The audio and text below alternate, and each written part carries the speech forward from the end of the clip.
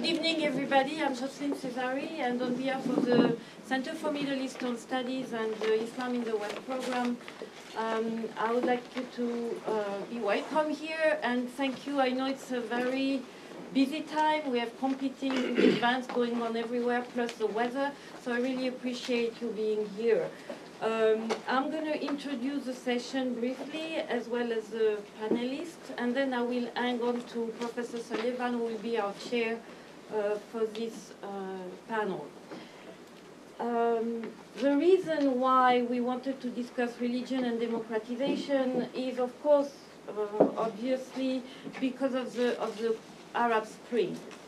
It has been said a lot that Islam was not the major motivation behind the revolution, and it's absolutely true.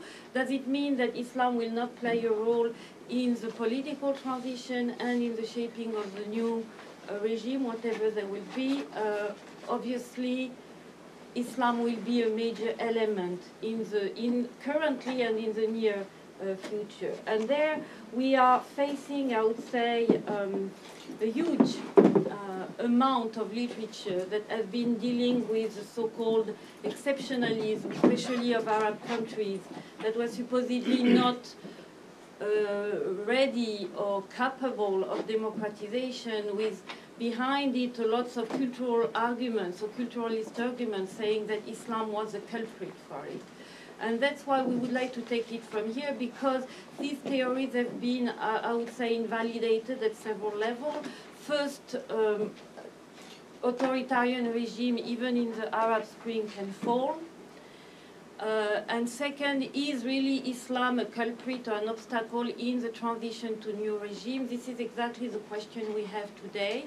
And I would like to introduce the different panelists here by order of appearance. Murat Borovali, who is a research fellow at the Center for Middle Eastern Studies, will talk about the Turkish case and if it's really relevant to present it everywhere now as a sort of model for what's happening either in Tunisia or Egypt.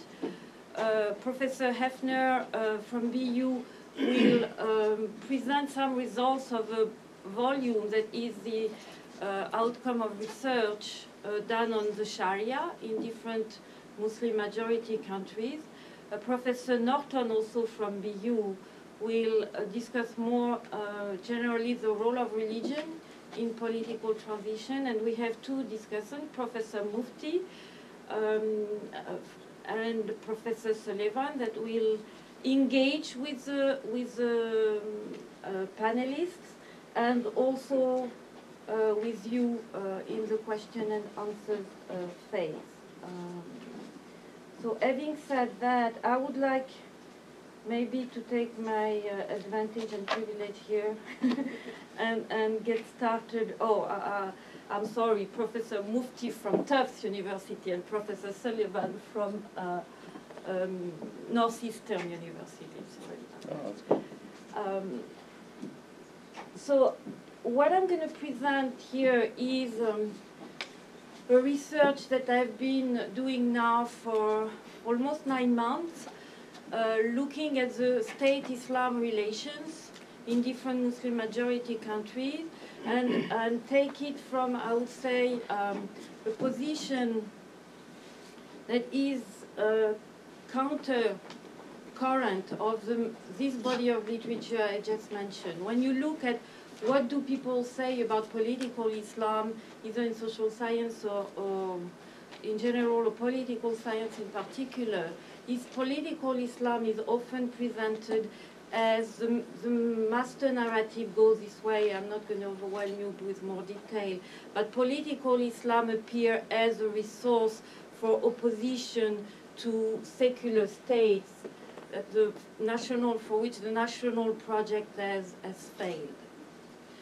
So most of the entry on Islam in politics in the last 50 years have dealt with political Islam, seen most of the time as an ideology or counter-ideology to more secular narrative like nationalism, liberalism, socialism.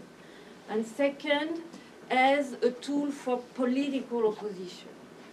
So what it builds in the the underlying assumption behind such a narrative is that you have a sort of duality or dichotomy between the state and Islam as a political, or political Islam as an oppositional movement.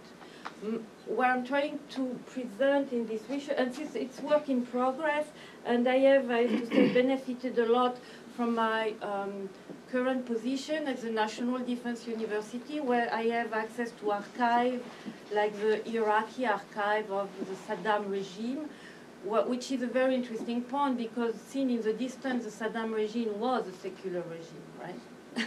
Like the Turkish regime.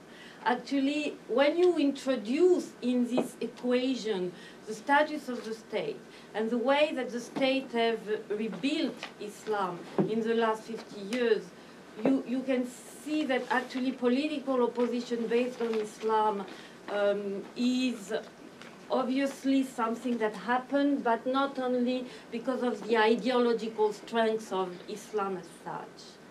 And here, I don't want to bother you too much, but I'm not saying that Islam as an ideology doesn't count. Of course it does count, but it's not sufficient to look at it this way. So my own goal here is to more delve into the state-religion interactions and to start it at the time of the nation building. So what does it mean?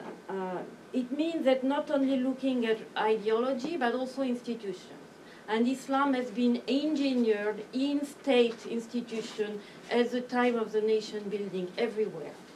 So even secular states that look very secular in our Western eyes, like Turkey, or Iraq under Saddam, or Tunisia, are not actually secular in the political principle sense. And I will explain that in more detail. What does it mean? It means that I take into account two elements. One is the building of Islam as an hegemonic religion. And second, the way that the states regulate religions and not only Islam. So, and here the distinction on the first criterion is really, the distinction between dominant and hegemonic. Everywhere you have dominant religion. In the US there is a dominant religion because there is a majority of Christians. Does it mean that Christianity is built as an hegemonic religion? Obviously not. And that's the difference here between being dominant and being hegemonic. And the status of hegemonic religion comes with concrete, legislative, political, institutional, administrative work that we tend to forget and that happen everywhere, including in Turkey. So you become hegemonic as a member of a religious group when the state grants you some legal privileges. And that's what happened to Islam everywhere. The exceptions are actually Indonesia, Senegal, and Lebanon is a special case that we're not going to touch on today for obvious reasons. And Albania, but Albania because it was a communist regime. But otherwise, everywhere, in all Muslim majority countries, Islam has been granted, even by the secular state, legal privileges. So according to the basic definition of secularity, not talking here about secularism as an ideology, but secularity in terms of rule of law, we are not anywhere, even in the countries that have been defined as secular, on a secular regime. I know we can argue about that, but this is something that is the way then you can look at the status of Islam in the regime and in the situation that will come out of the transitions. So legal privilege, just to summarize here, occurs when status is granted to one religion and privilege status defined as the religion of the state of the majority. And then when also it is granted special legal provision in the new legal system. Again, I'm talking here about the period of building nation states. I'm not talking about the Ottoman Empire or Muslim Empire situation in general. So the building of Islam as an hegemonic religion came actually with the modernization project, which has another consequence on modernization and secularization that I will not touch on in this particular talk here. So once you have already this institutionalization of Islam as an hegemonic religion, it is very easy then to politicize Islam in different levels. So the politicization of Islam doesn't start with the creation of Islamic Party. It starts with the nation building and the building of the nation state itself. So what does it mean concretely? What I am doing right now is to document what has been the status of Islam in different elements of this nation-state building and institution building. So I look at Islam in the constitution, the status of all religious organizations and how they've become part of the national state apparatus, Islam in the legal system, Islam in education, and I will give you a few examples of all these cases, of all these aspects. Of course, not all countries check on these four rubrics, but most of them do, at least for 3 to 4. Again, the only countries who don't check on all that are Senegal, Indonesia, and Albania. So let's start with Islam in the constitution. Everywhere, from the Tunisia of Bourguiba to Nasser, the constitution was, Islam was included in the constitution. Turkey is an exception, but so because even if the state level actors were very secular, they could not ignore the importance of referring the new nation in building or in process as an Islamic nation. So you have different articulation of phrasing of this idea. So, for example, in Egypt, the Article 3 of the 1956 Constitution state that Islam is the religion of the state and the Arabic language is its official language.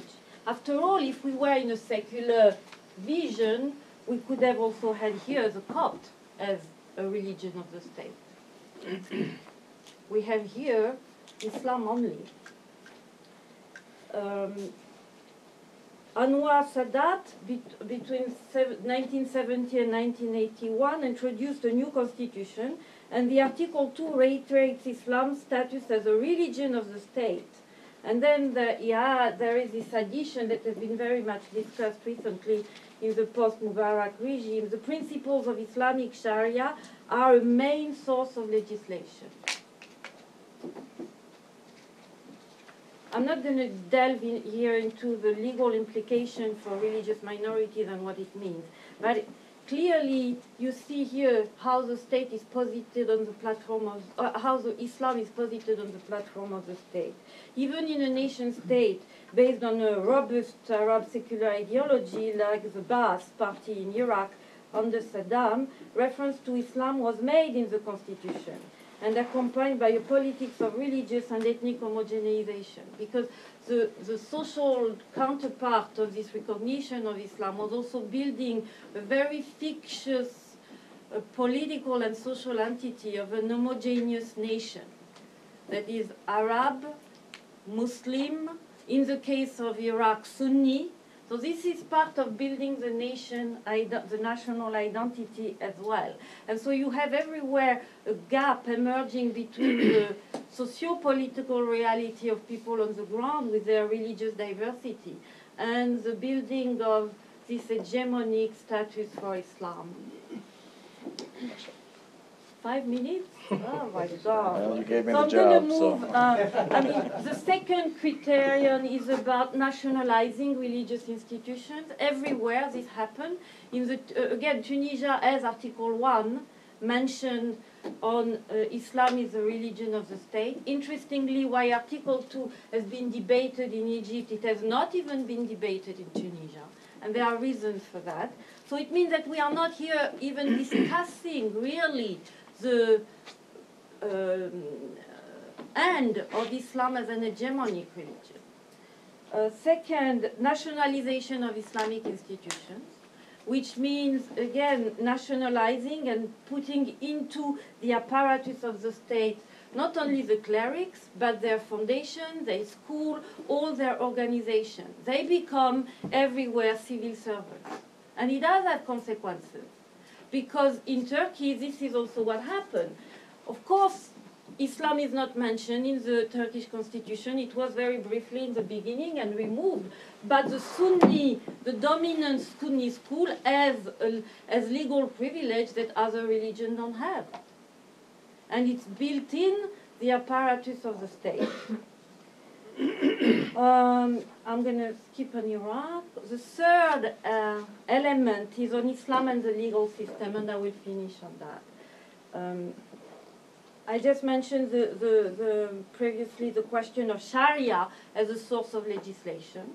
It is something that has been very much debated in Egypt post-Mubarak, but the Article 2 has not been removed, to my knowledge. Again, if you look at the discussion on how much Islamic principles can be put into the legal system, you can see that also the state, very interestingly, has completely redefined Sharia. Sharia has not been only the work, and we'll talk about this more than I do, the work of Islamic scholars. In the last 50 years, the state has redefined what is Sharia. And in most of Muslim majority countries, even in Tunisia, when Bourguiba modernized or secularized the family law, it did it within an Islamic framework.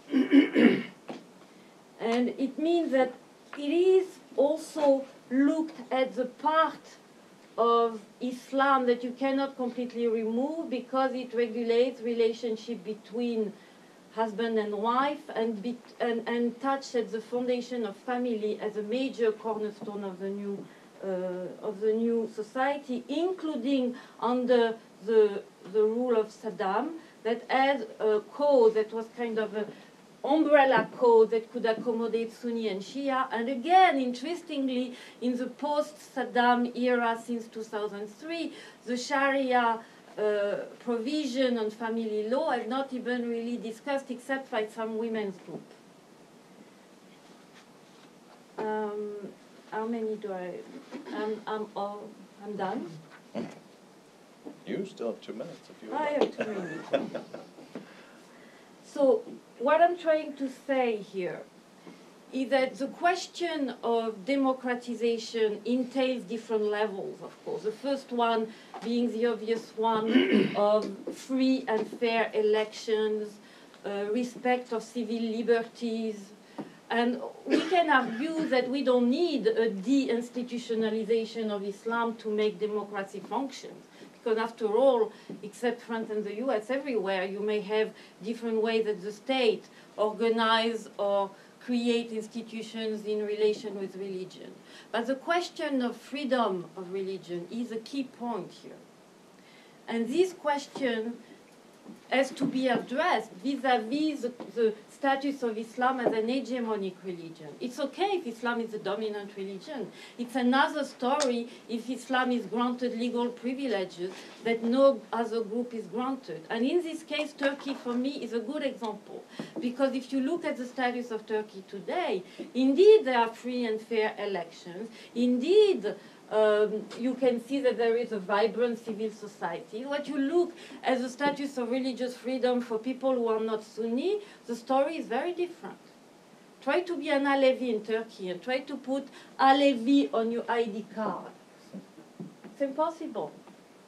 And this is where the question of legal privilege and what it means in terms of religious freedom come into play. And that's where religious minorities may have some role to play in the claim or pressure put on state institutions. I do not think that Tunisia is going to be a democracy in the sense that there's going to be free and fair elections. The government is going to function. There are going to be some attempt to make the rule of law more robust. All this will work. But I'm not sure that we're going to move toward beyond what I call the situation in which I put also Turkey, which is an exclusive republic. In the sense, yes, as long as you are part of the dominant group, you function within democratic institutions. If you are part of a minority, it may be another story. And maybe, cynically, it may not be important. In Tunisia, 99% of the population is Muslim. So you have very little leverage here about the role a minority can play in trying to put pressure on changing the situation. Egypt is already a different case because the Copts have tried to articulate some concern about this situation, but in very weak terms. Meaning I'm not sure that the Copts have sufficient political traction to change the situation. Iraq is an interesting case because you see different religious and ethnic groups trying to compete to get a sort of agreement on power sharing. And I have actually, it may sound a little bizarre, but much more hope in moving in terms of secularization in the Iraqi case than in the Tunisian or Egyptian case. So again, what does secularity mean here? It means a sort of distance, equidistance between state and religion. It doesn't mean separation, and it doesn't mean, I would say, only institutionalization. You can have the state institutionalizing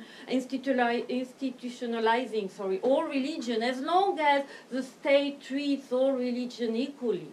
And in this sense, Indonesia was, because lots of breaches have been made recently in this agreement between the state and different religions. Indonesia was a case where this was put at the beginning as a foundation of the new state. But otherwise, in no other Muslim majority countries, this has happened. So again, we're going to move toward what I call an hybrid regime that will function with some aspects of democracy, but may never reach the state of debunking Islam from its hegemonic status. Well, I am done.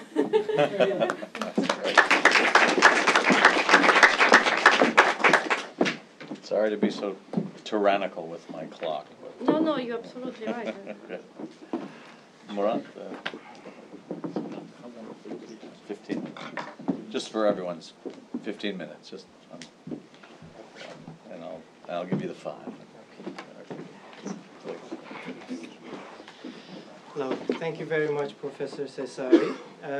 I will mainly be talking about the Turkish case, whether Turkey is and can be a model for the North African countries, the Arab countries. I remember this thing that my colleague Soli Özel told me recently when he had a conversation with an Arab academic. The academic said, yes, we talk about Turkey being a model only in English-speaking conferences. Among ourselves, we don't take Turkey to be a model. So what really Turkey has to offer to the MENA countries, I'm certainly not a judge of that, but I will be looking mainly at the last 10 years of democratization and political liberalism in Turkey, and I will be looking at the trajectory of AK Party, Justice and Development Party, a little bit Tayyip Erdogan and their policies, and how we can best evaluate those policies. And I will suggest that obviously Islam and religion is an important marker, but more and more looking at the whole thing from a perspective of liberal democracy, the statist and nationalist elements in the discourse are coming more and more to the fore. And maybe those are the ones that should really disturb us. As far as secularism is concerned, maybe the political Islamic or soft Islamic movement in Turkey has been affected too much anyway by the secularist establishment, and they have, since the mid-1990s, they have downplayed the religious Islamic role. Initially, that was for tactical reasons. They had a very staunch militarist, secularist opponent. But more and more we started seeing that their understanding, and this came out very clearly in Tayyip Erdogan's visit to Egypt recently, their understanding of secularism is one of the state not interfering with religion and the state not expelling religion from the political arena or public square. So as long as the state does not push Islam to the private sphere only by banning headscarves in universities, in other places, as long as there is greater public visibility of Islam, their understanding of secularism for the time being seems to be satisfied. Also, of course, any discussion about secularism in the mind of many of the AK Party and supporter group is tied to religious freedom for Sunni Muslims, to be able to live their religion without any hindrance by the state or the apparatus. As Professor Cesari also mentioned, Turkey had a somewhat parliamentary experience since the 1940s, but also the end decades of the Ottoman Empire. And Islam has been, since the end of 1960s, early 70s, has tried to occupy some place in the political arena. But it's also worth remembering that in the 60s and 70s, the main enemy for the state was not Islam or the religious politicians. It was the left, communism, communist parties, and they have suffered immensely. Not maybe to the scale that took place in Indonesia, but that should not be forgotten either. Okay, towards the end of my talk, I will say a few words about the recent state of the constitution, the process of the new constitution, and what are the important features of that. But I think it's important to quote from the sociologist Jose Casanova when he writes on Turkey. He says the Kemalist project, which started obviously in the 1920s with the Republic, has to a certain extent failed because, I quote, it was too secular for the Islamists, too Sunni for the Alevis, and too Turkish for the Kurds. I think that's a correct observation, but suitably modified. Maybe it can be used for many nation-state formations. So if we take this, and if maybe we add too Muslim for non-Muslims, again, now they're about 1% of the population. So it's the Alevis that really is the hurdle for democratization for the Sunni majority, as Professor Cesari suggested. So let me talk briefly, and let me look at a couple of points about the democratization and political liberalization under the Justice and Development Party, AK Party. And I'll start with a couple of observations. The first one is they have been in power for 9 years. They have consecutively won 3 elections, increasing their votes in each election, and that is an obvious measure of success. Secondly, they have positioned themselves towards the center-right of the political arena. Even at the beginning, in the early the year 2000, they called themselves conservative Democrats, rather than Islamist or Muslim party, or even Muslim Democrats. They did not call themselves. So they have been very successful. And second observation is they have no credible alternative right now. Prime Minister Erdogan or the AK Party have no credible alternative to them. The Republican Party is in a disarray. They will need at least a decade to sort out their problems. Nothing of substance should be expected from them. The Nationalist Party has a narrower agenda, and interestingly, Tayyip Erdogan and the AK Party have been successful to cut the ground from underneath the nationalists, and I'll come to this because that will be more important in the Kurdish question. And the Kurdish Peace and Democracy Party has no, obviously, national interests. It is more of a Southeast regional party, not regional, but a party addressing a regional problem and the Kurdish minority problem. So overall, as a party that has national concerns, the AK Party has no alternative, and Erdogan has no alternative either. I think it's important to say, observe these points because of two reasons. One, any hope for democratization and further liberalism must vest on them, AK Party and Erdogan. And secondly, and this is a negative point perhaps, from the town halls up to the presidency, we have a total domination of AK Party in the Turkish political system. A domination through democratic means.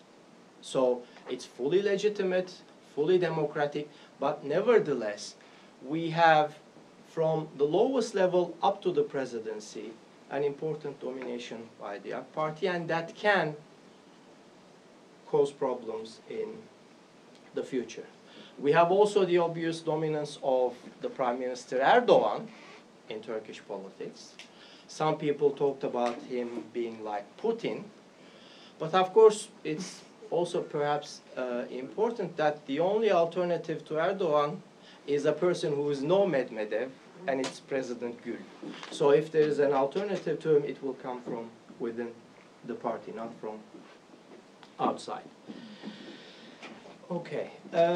Now, since 2002, the party has carried out a number of large reforms. I won't go through them. Civilian control of the military, curbing the excesses of paramilitary or other forces in the southeast engaging in illegal activities, a general freedom-enhancing legislature, much closer relations with Europe, and, of course, a welcome respite in the fact that they ran things competently.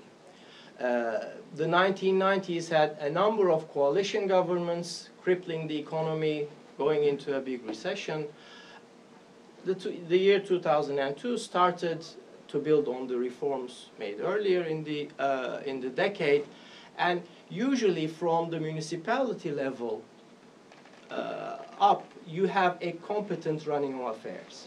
In their political economy, you have, and this may be characteristics of many other similar movements, really an emphasis on capabilities, more like Amartya Sen would emphasize, as to which help goes where and what it serves. So in that sense, they have popular support too.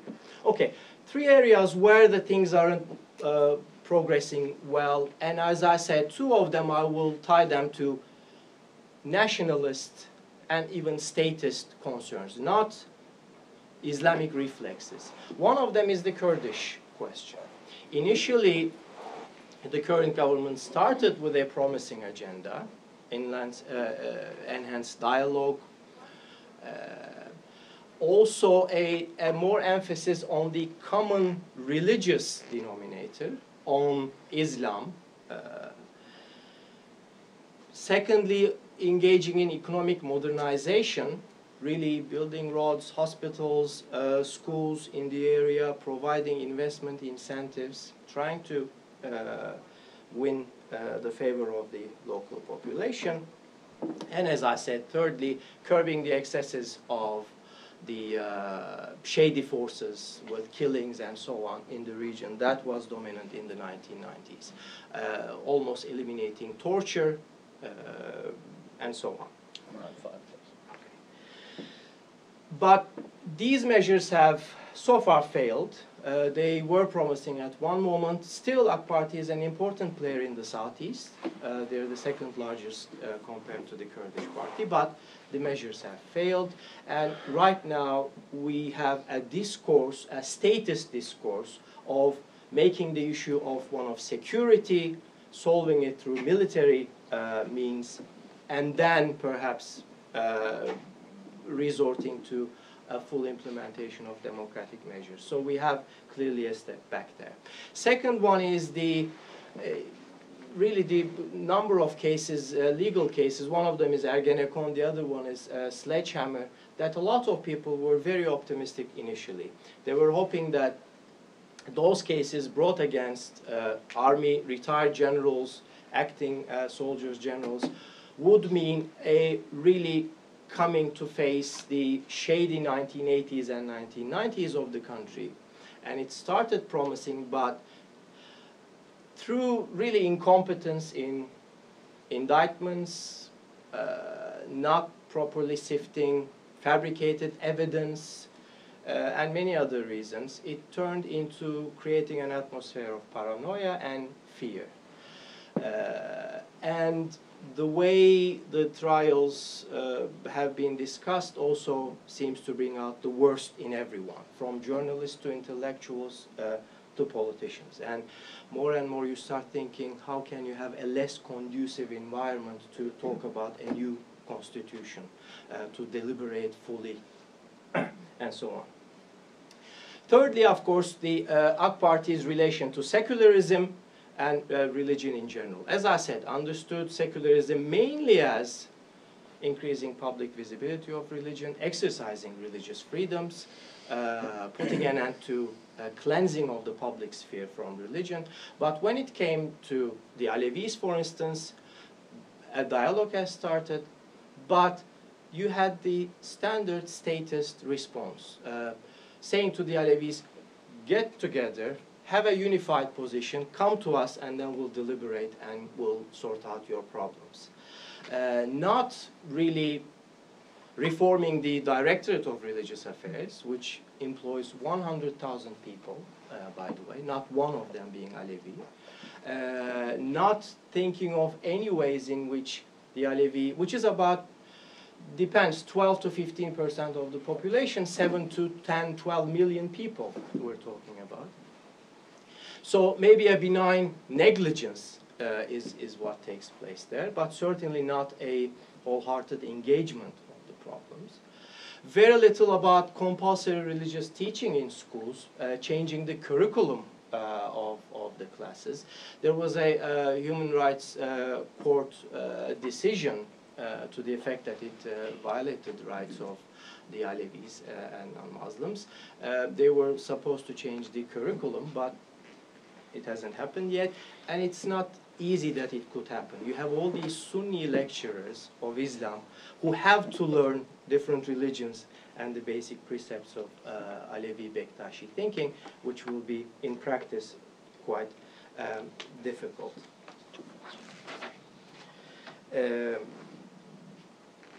And in general, there is no retreat from state control of religion, in the sense that Sunni Islam is the hegemonic religion. In schools, it's still taught as compulsory religion. And there are some overtures with the Christian minority, and especially with the sites of Christian heritage, such as churches and so on. But again, as I said, it is partly an internal issue, partly an external issue. 1% of the population we're talking about as still citizens of the country. But of course, many people from Greece and elsewhere coming to Anatolia to visit those shrines and pray in them. So there have been certain steps. But as I said, these are not politically that determining aspects. Let me come to the Constitution. The Constitution the present constitution was set up under the tutelage of the army. In 1982, it was anything but a constitution that would safeguard liberal freedoms and democratic rights. It has been amended 16 times up to now. So it's not as though it is continuing in its present state. There was also an attempt in 2007 to formulate a new constitution. There was a group of scholars who were involved in that task, Ergun Özbudun and many others from Ankara. It created a lot of noise, but then the government decided to shelve it. Last year we had an amendment at the end of a referendum. It was accepted. Again, a huge success for AK Party and Erdogan. What will the new constitution have? Well, maybe it's easier to say what it is not going to have, and it most probably is not going to have Islam in it. It may or may not have Atatürk in it, most probably will, but in a mild reference, possibly not to Atatürk nationalism, but as I said, the word laik will most probably stay, secular will most probably stay in the constitution. But as to whether it's going to be agreed in the parliament with enough votes, 2/3 majority, and then be adopted after the approval of the president is another matter.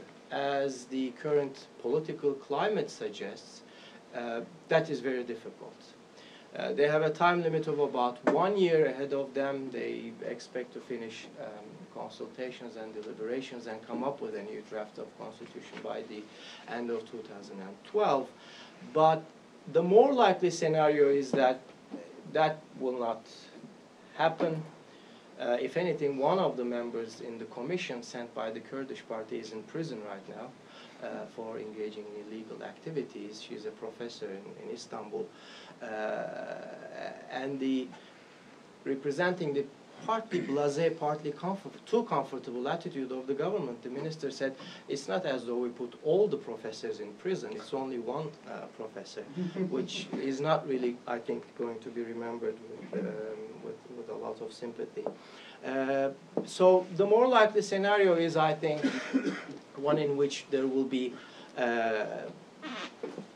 3/5 of a majority, let me say, barely 330, and it will be taken to the referendum.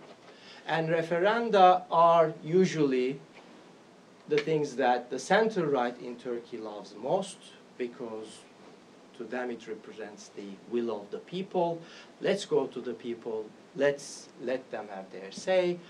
But usually referenda are votes of confidence on the government, and many people, as happened in the amendment, won't concern themselves with the details of the constitution, but will vote as to whether they are satisfied and happy with the current government, and they are. So the more likely outcome will possibly be a new constitution being decided by the people in the referenda, and it's going to be including more liberal, more democratic measures, nothing, as I said, that will put religion in the constitution,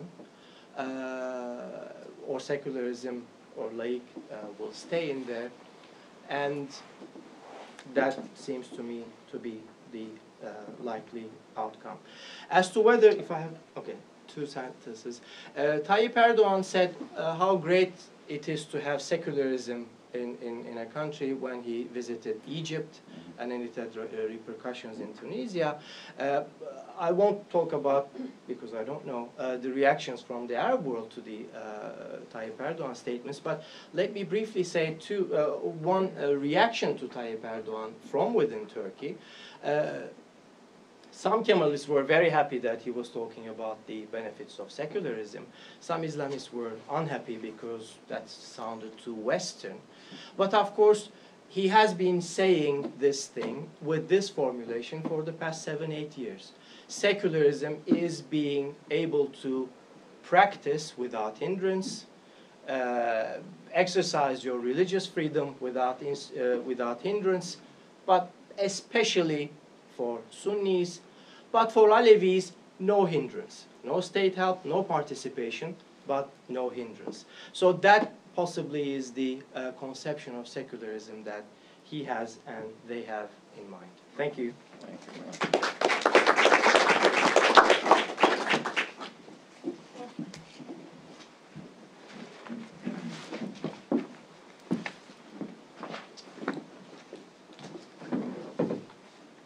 Thank you very much, and it's a pleasure to be over on the other side of the river again. I'm going to talk about Sharia politics, but with some reservations in light of the context and the topic of our discussion today.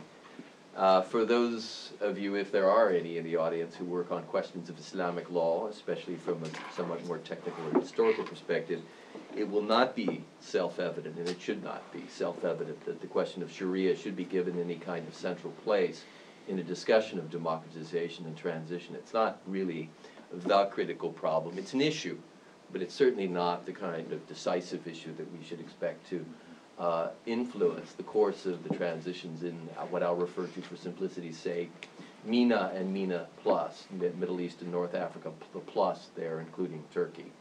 So although I was the director of a just completed 3-year project on changing understandings and practices of Sharia in 8 Muslim majority countries, I'm not sure that I'm particularly appropriate as a choice of speaker for the list today, for the speaker list today. However, that said, as those of us who make the occasional consulting visit to Washington or New York can testify, Western analysts, NGOs, aid organizations, and not least of all, American conservatives, like those associated with the Center for Security Policy, the sponsoring institute of a screechingly anxious 2010 report entitled Sharia, the Threat to America. All of these groups are today deeply concerned, both liberals and conservatives, that supporters of strict constructionist varieties of Sharia law might become an obstacle to the various transitions underway in the MENA plus region.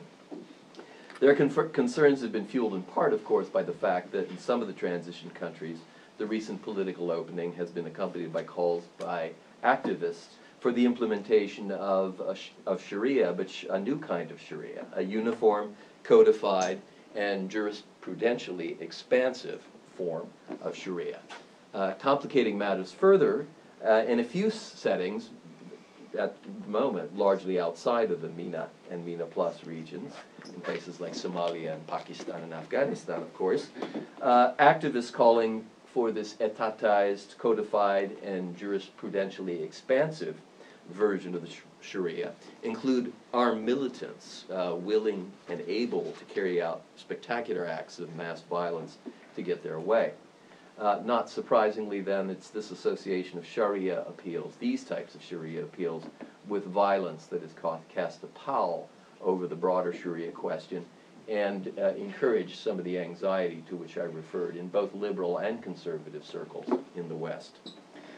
So then, how to weave our way through this thicket of controversy in the 13 or so minutes, maybe 16, or I have remaining this afternoon? Let me limit myself to 4 quick summary points, and I'm going to go through a paper, because otherwise I'll need more time.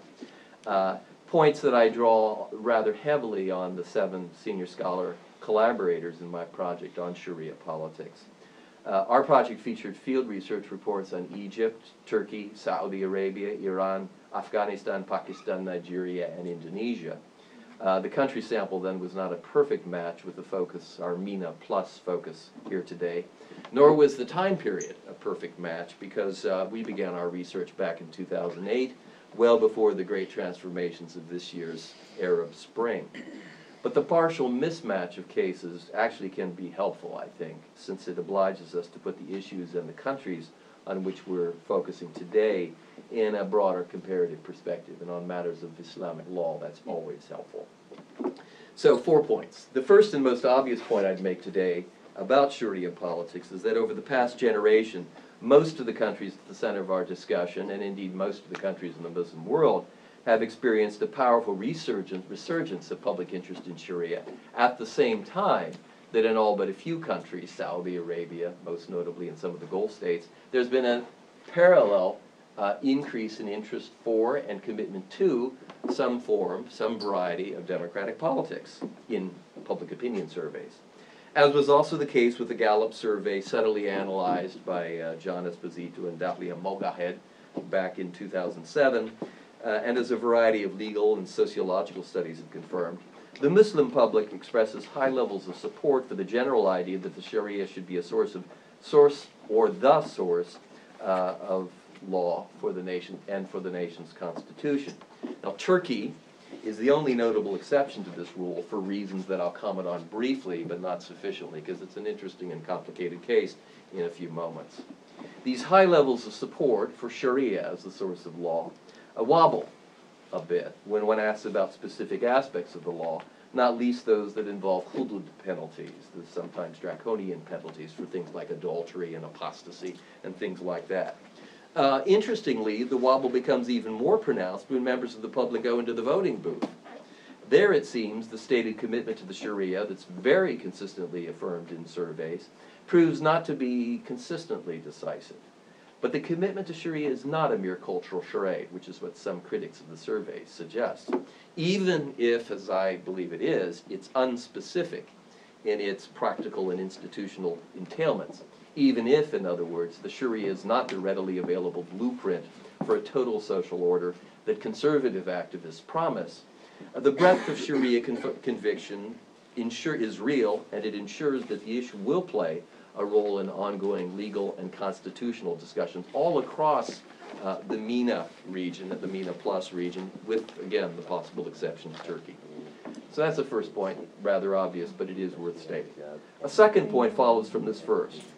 It is that, contrary to the claims of the author of The Sharia Threat to America, a book worth looking at, not least of all because it has some very high-flying people endorsing it on the back cover, including former director of the CIA, James Woolsey, there is, and never was, of course, a single understanding or practice of Sharia around the globe.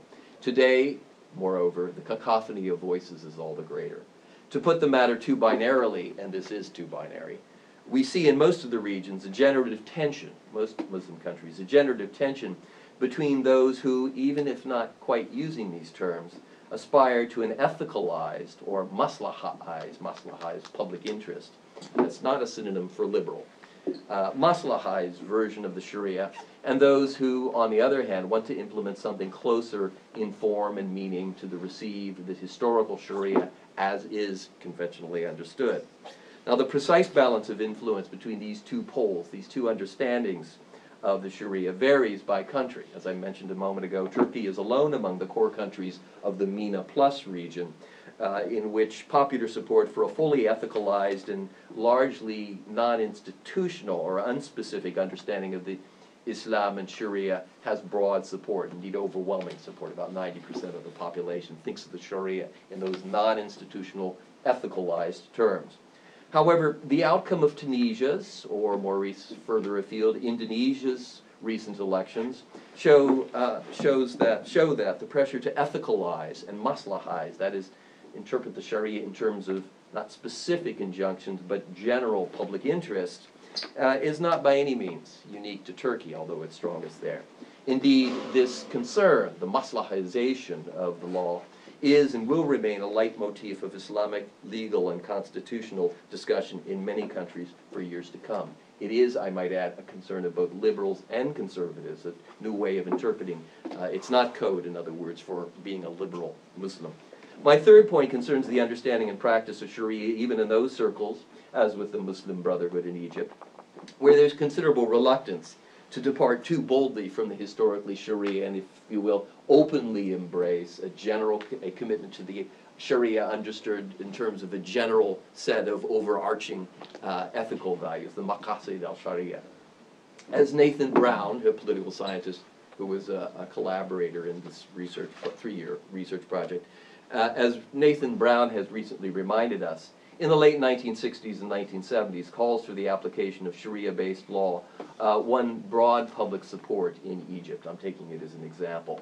Recognizing the change in public attitudes, as Jocelyne mentioned, the government responded by promoting its own Islamic agenda, its own Sharia agenda, including, of course, the introduction of amendments in 1971 and 1979 that identified the Sharia as first a source of the law, and then in 1979 the source of the law, but not specifying, of course, what that meant. In public opinion surveys today, as Nathan in his report to this project pointed out, some 2/3 of Egyptians still say that the Sharia should be not just a, but the sole source of legislation.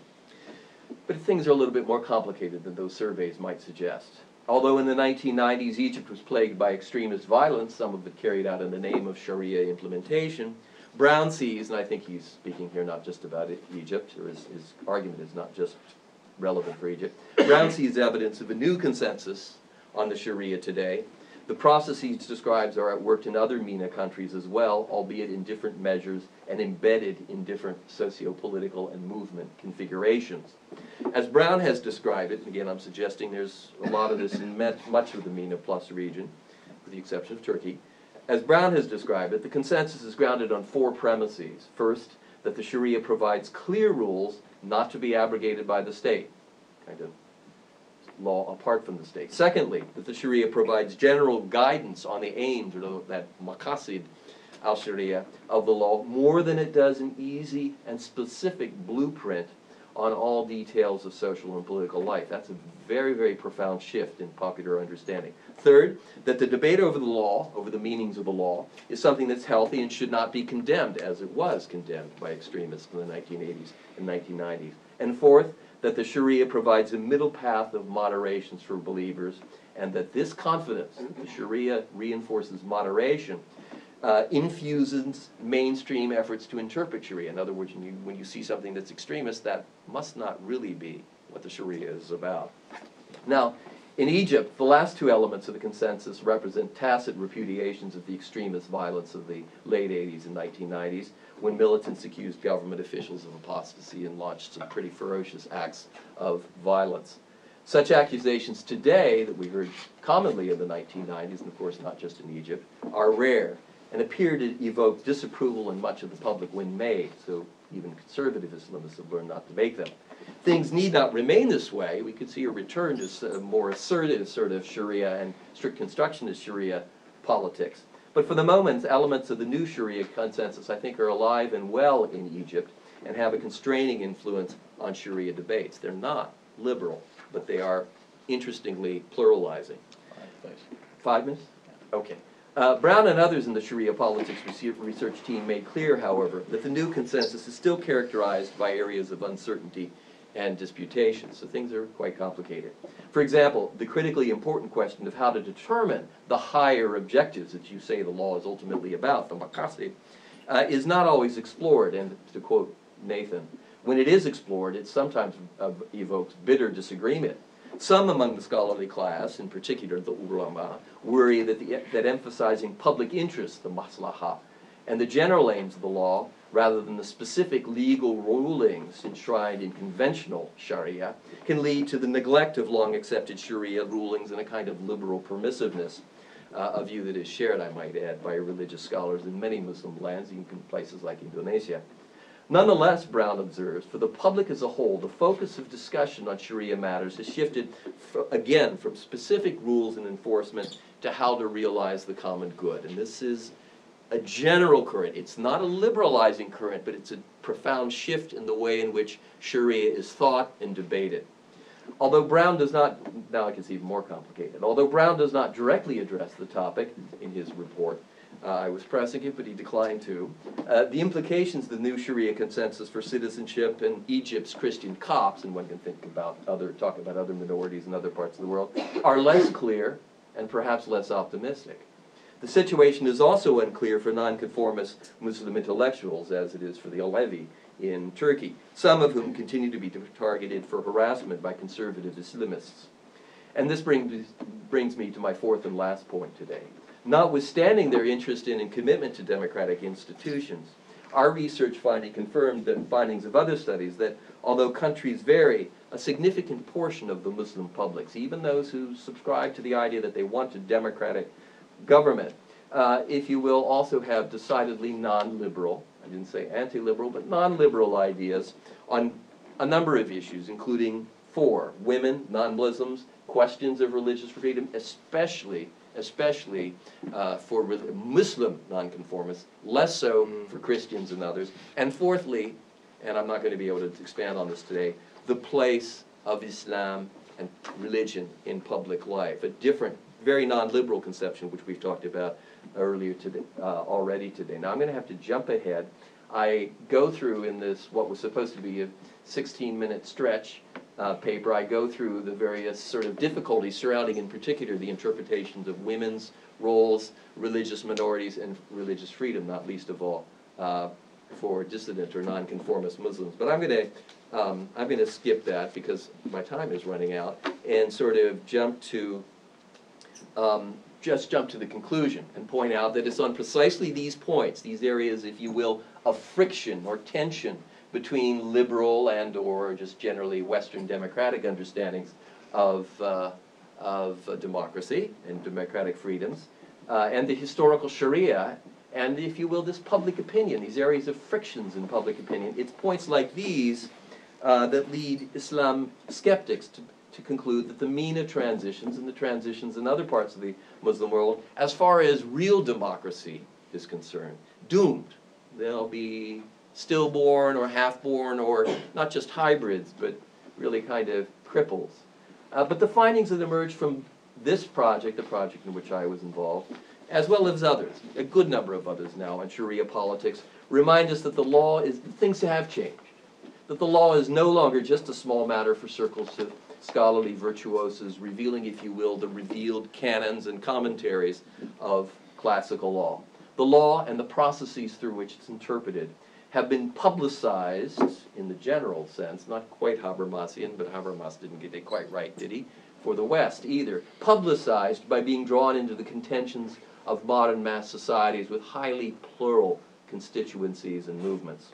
So political outcomes of this variety of Sharia politics will vary. They'll vary in the MENA Plus region. They already vary if we go down into Africa and then all the way over to Southeast Asia. Sharia politics, Sharia discussions are indeed pervasive, and the outcomes will vary. In particular, think Nigeria here, where Sharia-mindedness is widespread, but frameworks for effective civic participation are weak, and where factional struggles for the state overlay deep ethno-religious divides, again Nigeria, we can expect that Sharia militants will find an exclusivist understanding of the law and a kind of pseudo-traditionalism, and it is that. A pseudo-traditionalism useful for the purposes of boundary maintenance and anti-Muslim and anti-nonconformist Muslim mobilization. But where the consensus about which Nathan Brown has spoken can be linked to effective political institutions and at least a significantly expanded measure of real political representation, the situation is quite different. The prospects emerge for an interesting coevolution of Sharia understandings and Muslim democratic institutions. A coevolution. I'm almost at the end, Denis, please. Just about. What does my reference to democracy and Sharia's coevolution really mean? Rather vague phrasing. If and when it emerges, and I can't answer this question fully, but it's something I'm trying to address elsewhere, Muslim democracy will not be the end of history. It won't be liberal, probably, nor will it be a derivative facsimile of even the variety of Western versions of democracy that we know. And of course, in historical retrospect, Western democracy has not been consistently liberal either. Muslim democracy will almost certainly embrace programs of state-sponsored religious education, and a much stricter regimen of public ethical regimentation and education than autonomy-minded post-60 liberals in the West may feel are compatible with modern varieties of democracy. But again, that's largely a post-60s understanding of democracy. Muslim democracy, in other words, will be, yes, a Muslim democracy. As in the West, however, democracy's advent in Muslim lands will also hasten the emergence this is rather obvious, but I will stress it, it will also hasten the emergence of Muslim counterparts to America's culture wars, in which mobilized citizens noisily demand a right to have their ideas heard on just what ethical values should be at the heart of the public sphere.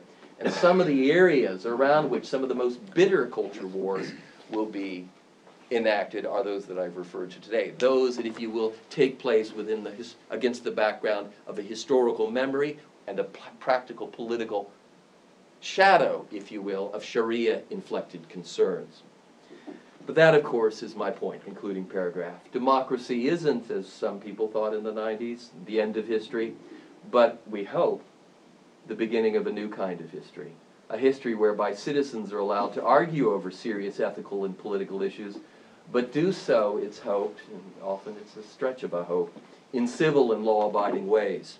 The evidence from the MENA is that however imperfect it is, and it is reversible, that history of democracy, both sweetly optimistic and enormously challenging, as Western history shows, is nonetheless underway, or at least it's taken some steps forward. The content of public politics and political culture in these lands, not least with regard to those Sharia-shadowed ethical issues, will continue to show the path-dependent effects of Sharia legacies and disputations. But the influence will go the other way as well, and that's what's so remarkable about Sharia politics now.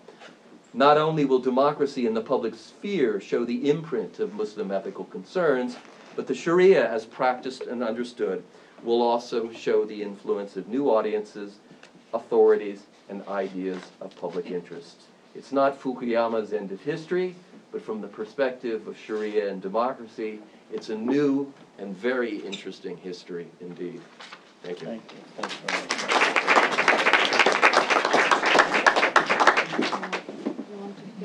I'm going to speak from here, if you don't mind. That way I can keep my water and flip my papers and so on.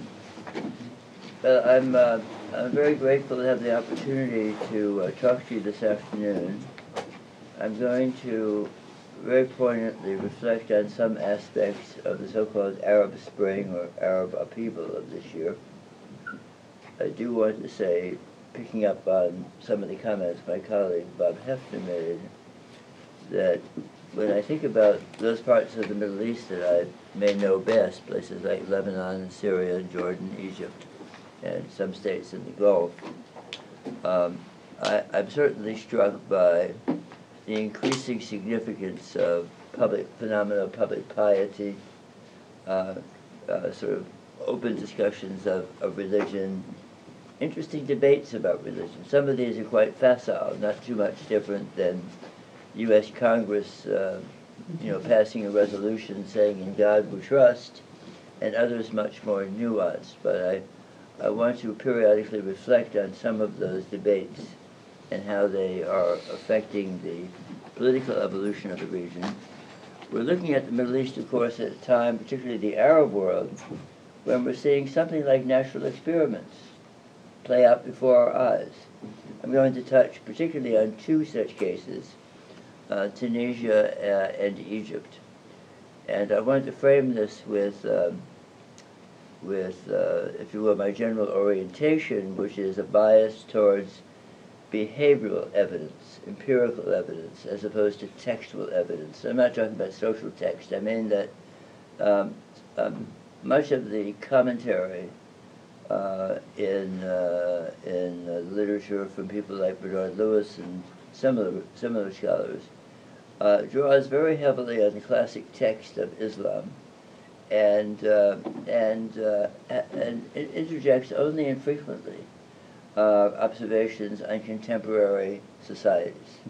In fact, in my own interaction with Bernard Lewis, I've been struck by his unwillingness to reveal that he actually knows anything about the contemporary Middle East, but that's another issue. So my bias is decidedly behavioral. And I'm also particularly interested in how political institutions are built and the effect of those political institutions on political behavior.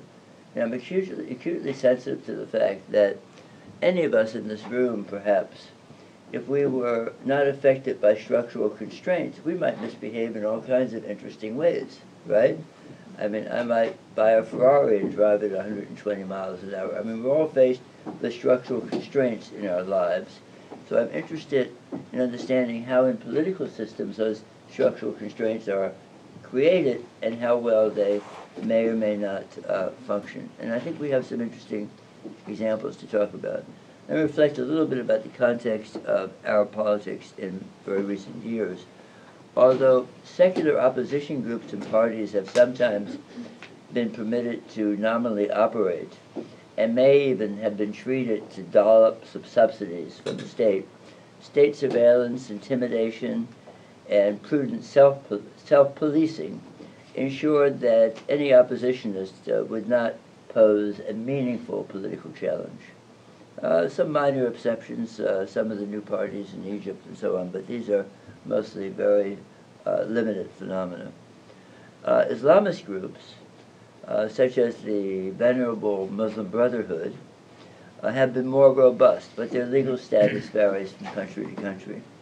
In Egypt, the Brotherhood was, until 2011 at least, 2011 at least, an illegal organization, yet its members were allowed to compete for parliamentary elections, while being subjected, of course, to intermittent harassment, legal prosecution, and arbitrary detention. By comparison, the brothers in Jordan were legally tolerated, while in Syria, membership in the Brotherhood is a capital crime under Article 49 of the Constitution. So certainly in the authoritarian context, there are wide differences in how the Brotherhood was treated and the extent to which it was embraced or not in any given political system. Given the long-standing weakness of secular opposition groups, it's been common for observers to describe the Islamists as the only viable opposition group. I think this goes too far, as I'll explain.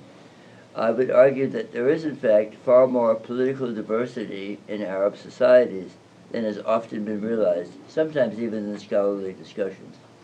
While Islamically oriented parties still command broad respect, rival secular parties have begun to gain a new footing in newly enlivened political spaces, for example, in Egypt and Tunisia.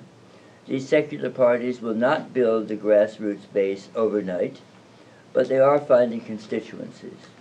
More important, while there's no doubt the Islamist parties will win a significant share of the vote, as they did in Tunisia recently, and I'll discuss that in more detail in a moment, the Islamist milieu is broadly competitive.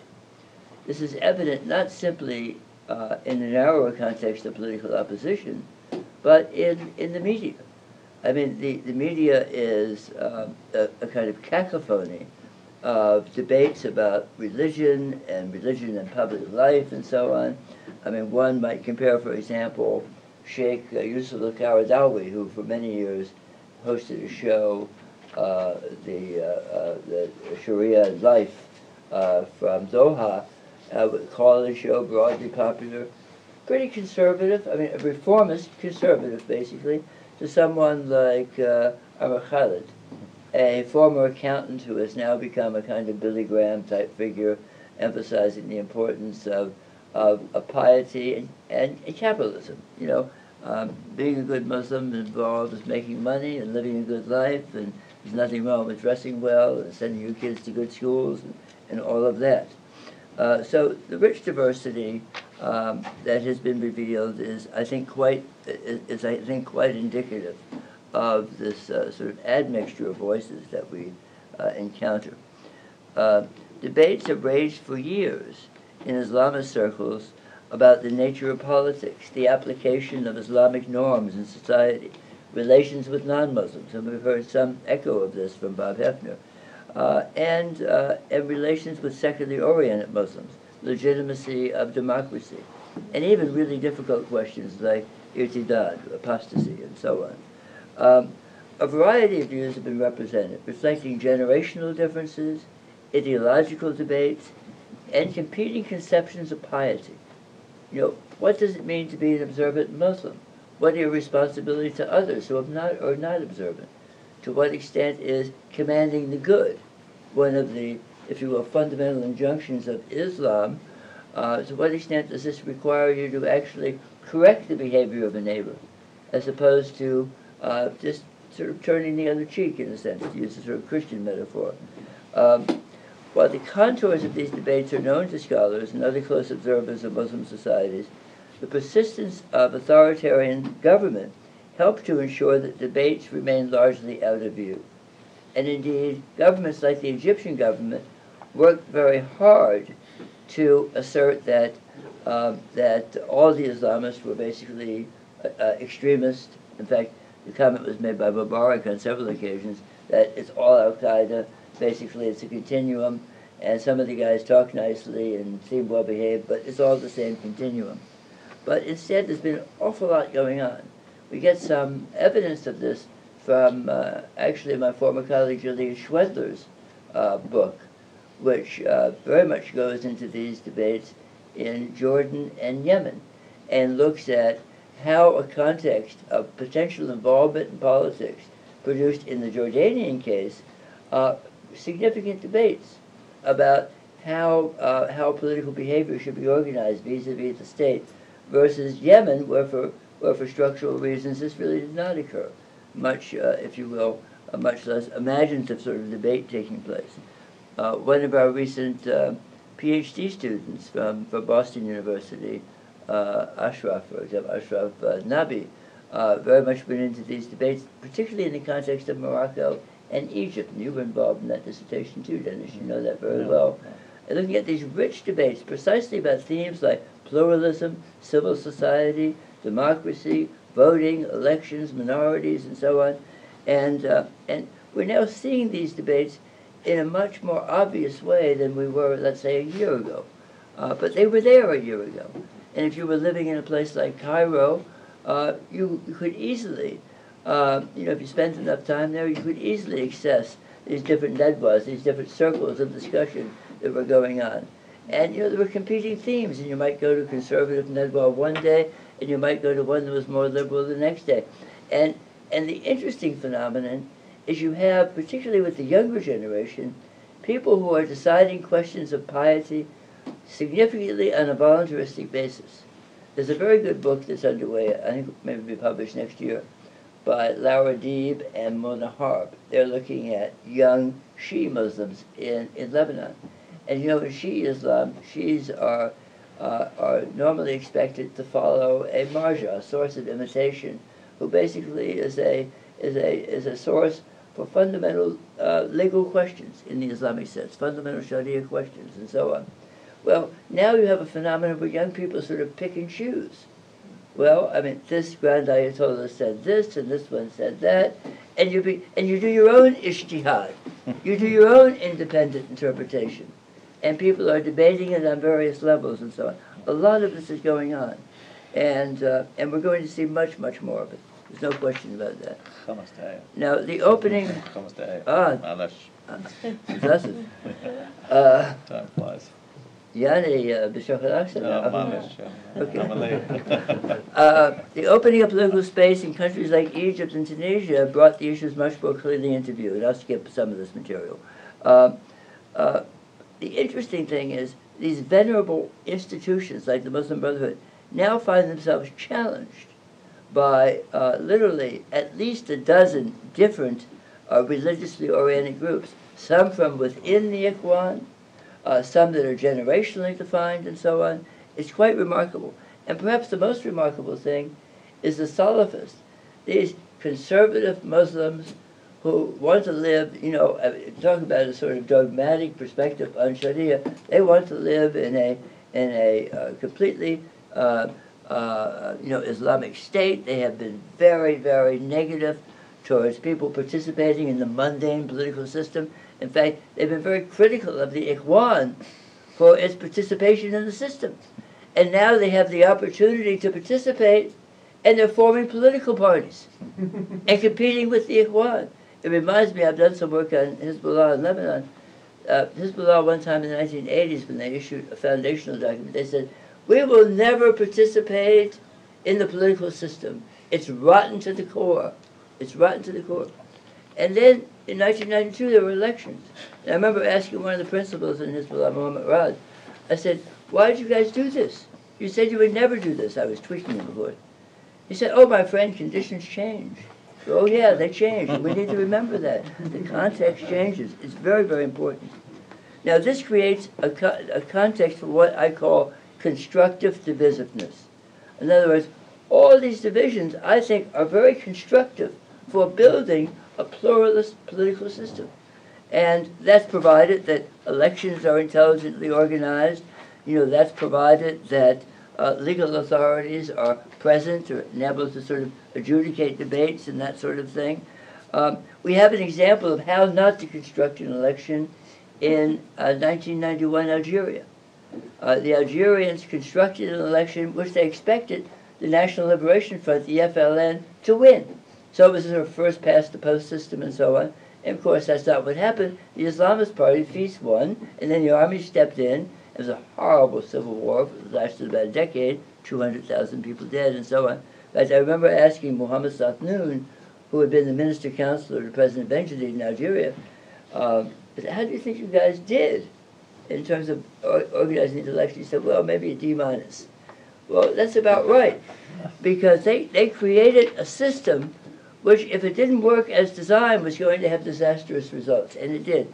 Contrast that to the recent Tunisian elections. I mean, this was a masterpiece of political engineering. Now, in Tunisia, you had over 200 seats distributed in the parliament. The elections were just held, as you know, recently. The seats were distributed within Tunisia, and also 19 seats were reserved for expat Tunisians, right? Now, every party was forced to create a party list. You have a proportional system. The party list had to include alternating men and women. Now, there was typically a bias putting a man at the top of the list, so you wouldn't end up with a 50-50 distribution. But nonetheless, every list had to be man, woman, man, woman, man, woman. So it's the, you know, different plumbing for every other position, okay? Now, you also have a system where excess votes are distributed. So I'm going to give you an example. Let me skip to this example. This is from Sousse. This is about 100 miles south of Tunis. 250,000 people voted, okay? 10 seats were at stake. So in order to win one seat, you had to have 25,000 votes. Now, the Renaissance Party, Ennahda, the Islamist Party, which won the plurality in the election, they won 90 seats overall. They won 86,000 votes in Sousse. 10 seats, they got 3. Not bad. Mm-hmm. And by the way, they have 86,000 votes, so they have 11,000 leftover votes, right, that they didn't need. A party known as the Initiative, Al-Mubadara, came in next with 52,000 votes. So, we go through the math, they got 2 votes, they got 5. No other party came close to 25,000 votes. So the remaining seats were distributed to the parties with the largest number of unused votes. Ennahda had 11,000 unused votes, but 2 parties had more. So they got votes. So you ended up with a system where in that particular district, Ennahda got 4 seats, not bad, but you have 6 seats represented. And I don't have a complete list of winners, but at least 2 women represented out of those 10. This was a masterful exercise in political engineering. 2 minutes, please. Yeah, I'm going to finish up. Now, whether we have that in Egypt, I'm not sure. The big fear in Egypt, and some people would not argue it's a fear, the big fear in Egypt is, of course, that the military is going to deny the fulfillment of the revolution. In fact, when you look at what's happened in Egypt, you have to be inspired by what's happened. I mean, how could you watch those demonstrations at Tahrir without joy in your heart and tears in your eyes? I mean, it was stunning. But it was not a revolution so far. The Egyptian army has basically maintained control, and in fact, the Egyptian army has said that they're going to allow the next parliament, the elections begin on the 28th of November, there are 3 rounds of elections, to designate 100 people to comprise a constituent assembly. And that constituent assembly will write a constitution. Well, last week the Army said, on the other hand, we're going to appoint most of those people. So, you know, the rules are being changed as we go along. So, we don't know. It's a natural experiment. What we do know is there's going to be a lot of diversity in that election. With the we'll have some sense after the first round. No doubt the Ikhwan is going to win 30, 35%, maybe a little bit less, maybe a little bit more. They've made strategic decisions to only participate in certain districts and not in others. Holdovers from the former regime are going to win, particularly in a lot of the provincial areas. No question about that. Because while the NDP no longer formally exists, the structure of the NDP is still largely intact, particularly outside the cities and so on. But those Salafists are going to win some seats and so on. So it's going to be interesting to see the alliances that are built. And we already have strong evidence that we're seeing alliances between more secular-oriented parties and Islamist-oriented parties, which are very much going to be marriages of sort of pragmatic convenience. And I think that's all very constructive and very much sort of confirms the sort of notion of the constructive divisiveness that's likely to go underway. I would be foolish to try and make any specific predictions about what's going to happen in Egypt, but it seems to me that we do have here an opportunity for, and I'll finish on this point, for two powerful exemplars. Tunisia may be the exception that proves the rule. It may be so different that it's less important than the Egyptian case. You know what I mean? But nonetheless, it is an inspiring example, particularly with Egypt, which may be producing an outcome that's much closer to what the paths are going to be in other Arab states. We may be seeing at least a model for a much more pluralist political system. Whether or not in that process the army ends up getting checked and so on, that's another debate, and I'm rather doubtful about that. But it seems to me an outcome which is going to reveal in its sort of full colors and flavors the diversity of Islamist political forces in these societies. And I think we're going to be surprised by the range of perspectives and views that are represented. In some cases pleasantly, and perhaps not in other cases. Thank you very much. Thanks. Thank you. So, 20 minutes? How much time do you want? Just stop me when you want. Okay, I'll stop not you. 20 15 minutes. No, not 20 minutes Right. for the Yeah. discussion. No. Right, you know, like 10 minutes. 10 minutes tops, or Right. we want the audience to Um, have their say. Many of the, actually all of the presentations today expressed either some kind of either anxiety that the democratization process in the Middle East will not go far enough in the liberal direction, or some guarded optimism that it may go farther than expected. So just in the spirit of being a presenter, I will try to present, make a presentation that suggests the anxiety that it will go too far in the liberal directions. And I want to begin by going back in time, writing many centuries before the advent of the democratic era in the Middle East. Al-Farabi and Ibn Rushd held a pretty positive view of democracy. Al-Farabi, for example, asserted that of all the ignorant cities, by which he meant cities that fall short of the ideal in which the wisest rule as philosophers, in other words, as philosopher kings, in other words, in all the realistically possible cities, of all the realistically possible cities, democracy, quote, is the most admirable and happy. Right? At the same time, however, the two constituent elements of democracy, freedom and equality, can both give rise to pathologies. Freedom can engender a selfish hedonism that undermines public virtue, and equality can erase distinctions between, quote, the base and the noble, unquote, on which any decent society depends. That's why Ibn Rushd warned that, quote, unless it is strengthened by virtue or honor, democracy perishes rapidly, unquote. It's important, therefore, he concluded, for, quote, the wise to attend to such cities, unquote, in order to counteract the more negative consequences of democracy.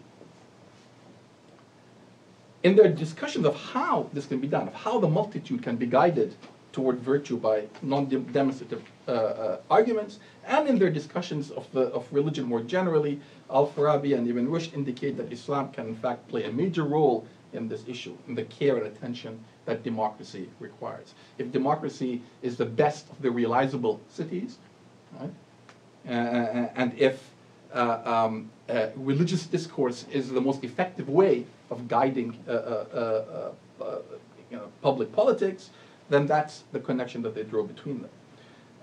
Writing 2 centuries after Ibn Rushd, Ibn Khaldun focused on a second crucial aspect of religion's political role: the extraordinary utility of religion as a kind of asabiyya multiplier, social solidarity multiplier, the basis for an expanded sense of community, of social solidarity, that can unite ever more diverse populations, and as such provide the criterion by which government can be legitimized.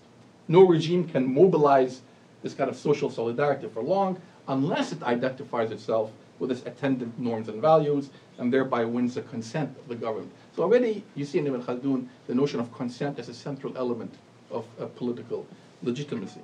There aren't obviously many indications that today's Islamically oriented parties, as they stumble into a progressively more comprehensive embrace of democracy along the lines that Professor Norton indicated or referred to, there's no indication that these parties are paying much attention to what Farabi or Ibn Rushd or Ibn Khaldun wrote.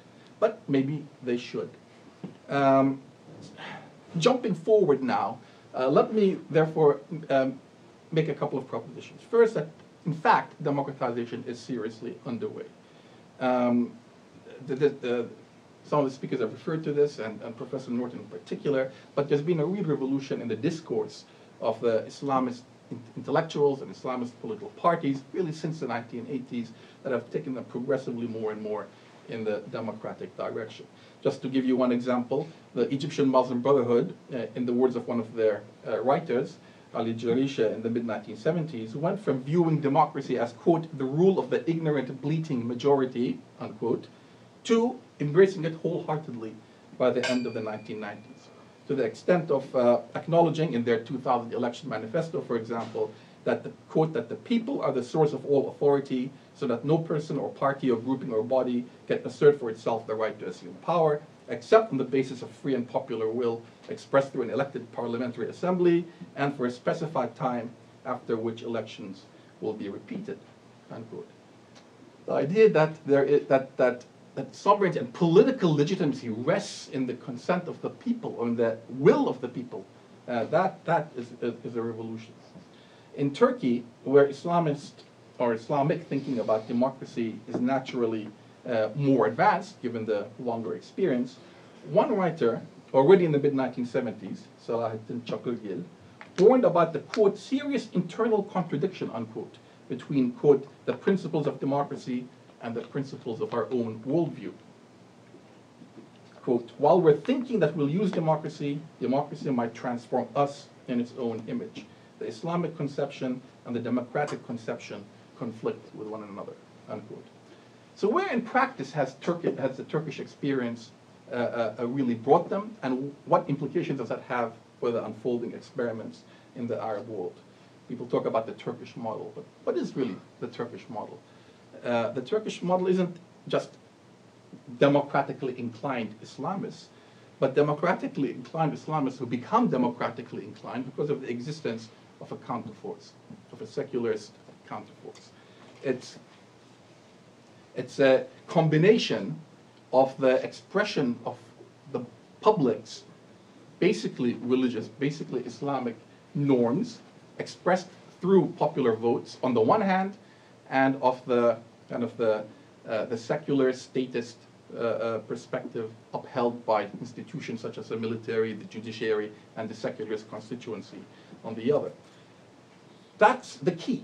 If it had been too overwhelmingly one-sided, that balance between those two forces, the more pragmatic, the more flexible, the more accommodating elements would not have been able to rise to the fore on either side.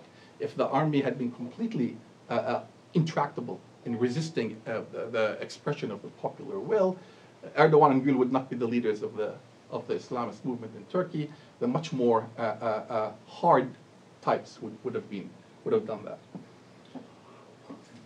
Is this model replicable? And that idea of an equilibrium? I think there are reasons to hope that it can be in several of the Arab states. I think there are already indications, again, Professor Norton referred to this, of a significant enough, not overwhelming, but significant enough non-Islamist constituency. In Tunisia, if I'm not mistaken, I don't know the full results either, but I think the Nahda won about 40% maybe of the popular vote. And the Egyptian polls indicate more or less similar possible outcomes for the Muslim Brotherhood. Even in a country like Syria, if you look at the demographics of the country, you have a country with a 10% population of the population Christian, 10% of the population Alawi, and 10% of the population Kurds for various different reasons. That's right there, a 30% base constituency for a non-Ikhwan Muslimin political orientation. So it's not inconceivable. It requires all kinds of other factors to work as well, but it's not inconceivable to imagine that kind of a balance to emerge, a kind of equilibrium to emerge that can sustain a democratization process along the lines of Turkey's experience. But what is that experience in practice? What is Erdogan really doing? And going back to Professor Borovali's comments about the use of Islam, I would suggest that what Erdogan is really doing, or seems to be doing, is using Islam very much in the way that Ibn Khaldun had conceived of. Less as a kind of legal basis for jurisprudence and for legal reform, but as a normative basis of state legitimacy and consent, as a normative marker of the communal identity, right? And as of attachment to that normative basis as the root of the appeal for popular consent on the one hand, and also as a kind of a solidarity enhancer and solidarity multiplier. I can't go into it because I have no time, but Erdogan's speeches when he won the election, this last election in July 2011, and also his speech in Egypt are really very, very interesting in the way that he referred to a community that went beyond simply the citizens of Turkey, but included a much broader Islamic community region-wide. So that seems to be what, and in fact, there's nothing much wrong with this as I see it. It is a fact that for the foreseeable future in all of these countries, Turkey and the Arab states as well, there can't be any legitimate government that is not going to be grounded in the essentially Islamic values and norms of the society. It would be odd otherwise. Right? The question is, will the second political function of Islam, as expressed by Farabi and Ibn Rushd, the function of addressing the pathologies that are entailed, that can arise from the notions of freedom and equality, can Islam play a political role along those lines as well in a way that sustains democracy? That's a question I think that the Islamist thinkers haven't really grappled with yet adequately. Thank you. Thank you.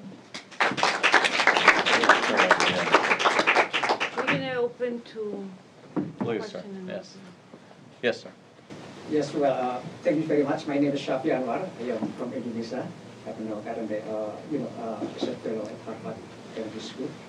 Well, it's very, very interesting to understand. It's the very, very enlightening presentation for all speakers. The first is related to my general comment, related to all speakers. I would suggest that the most important things for talking about democracy and Islam in the future is that, there must be, in my perspective, there must be a friendship between the so-called, what is called, from my own perspective, benign secularism, and the second one is that, as both my dear friend both said, that ethicalized Sharia. So in this regard, as long as there is a friendship between benign secularism and then ethicalized Sharia, everything will be running well. This is my first statement. Secondly, is that related to, I would like to address my question to Norton. What's your opinion related to the prospect of so-called Islamists in the year ahead? I am raising this question because Nahda in Tunisia won, I think, 47, I don't remember. About 40%. Yes, 40%.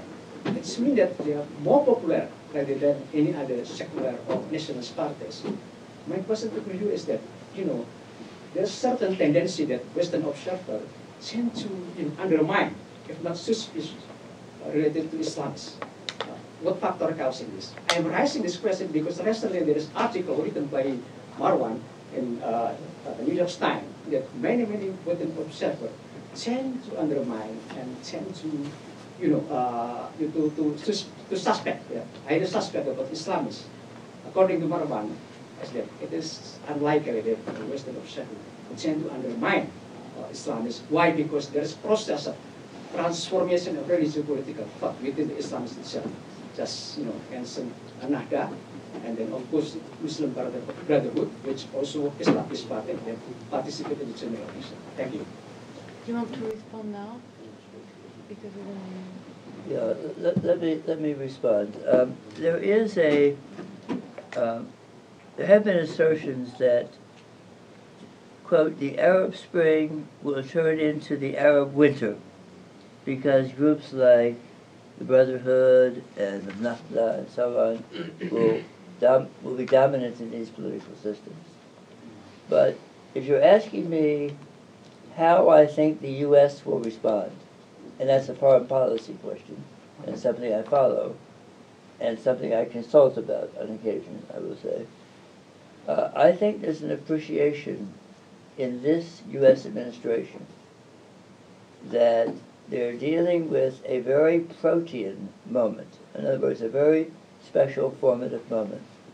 And I think there is an appreciation that the context has changed very, very dramatically.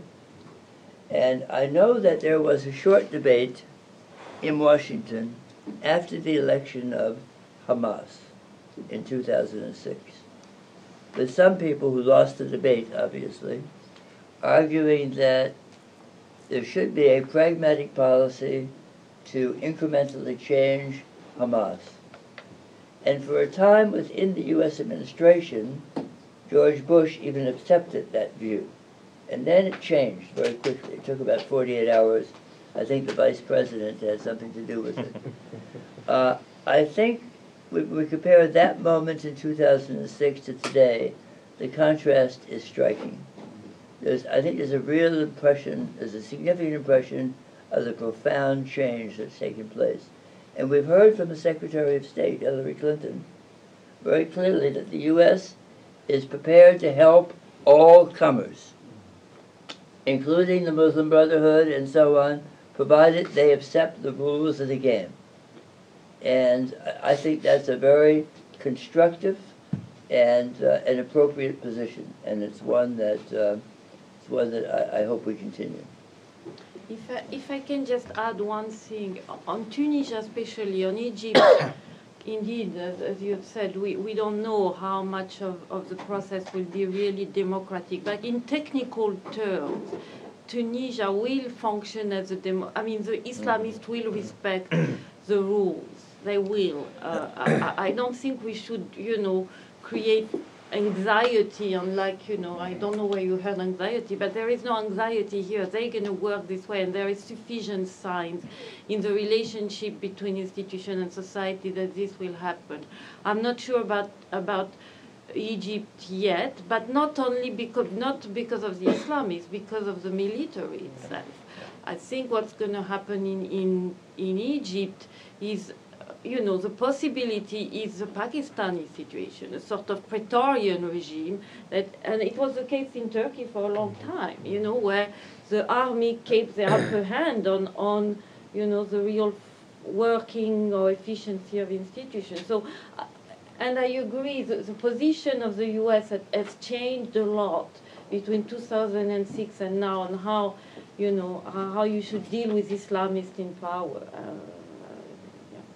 If I can add one thing, that the Egyptian army is apparently looking for a tacit and maybe even a constitutional recognition of the custodial role of the army, a la Turkey.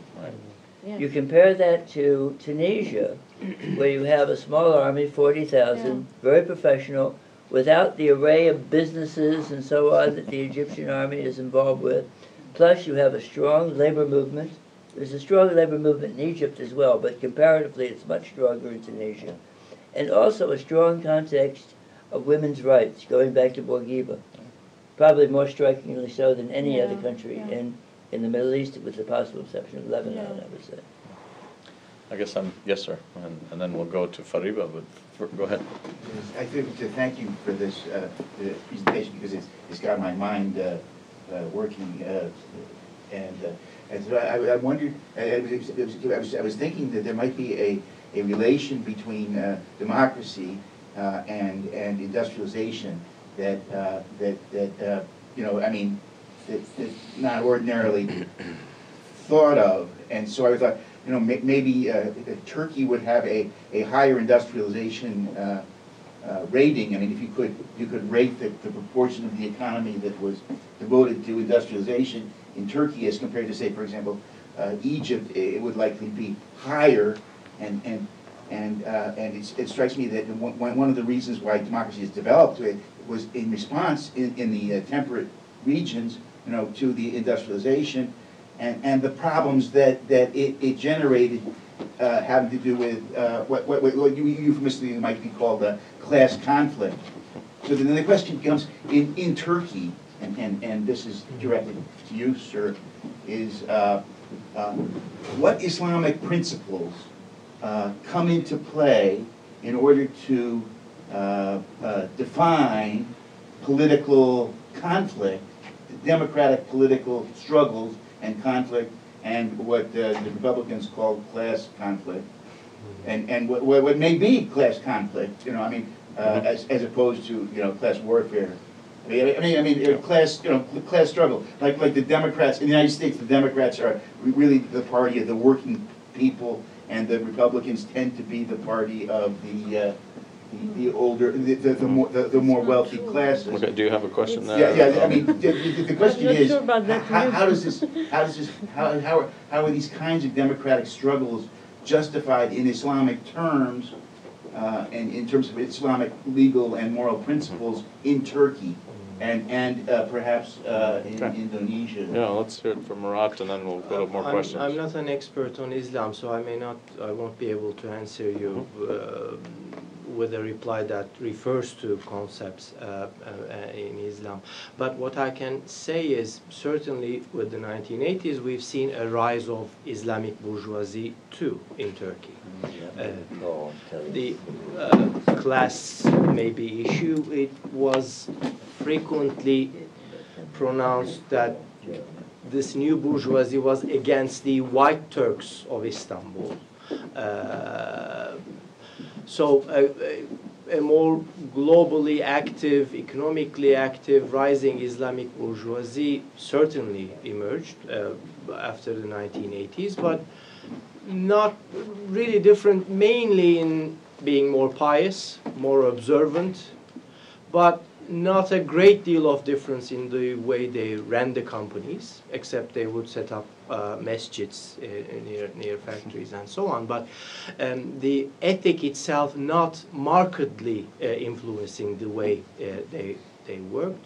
And actually, most of this Islamic bourgeoisie came under attack from another segment of the Islamist group, saying, this is again capitalism with ablution. You simply build a masjid somewhere in your company, factory, and then run the business the same way, whereas Islamic ethics should ask for more. So that's perhaps the only issue I could see. Fariba, I have to be tyrannical with everybody, including the audience. So Fariba has a question. So. Yeah, my name is Fariba Parsa. I'm business postdoc at the Center for Middle Eastern Studies. Yeah. And I lived most of my life in Denmark. I think here it's very interesting to listen to your talk. There is no separation between church and state. And Christianity is almost hegemonic, as you say, in Denmark.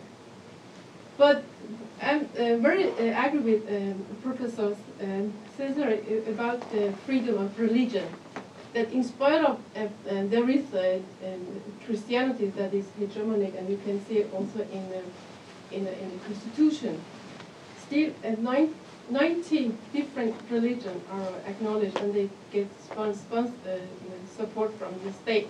In Denmark? Yes, in Denmark. 90? 90. 90. Wow. Yeah, it is the only group that has difficulties is Islamic group.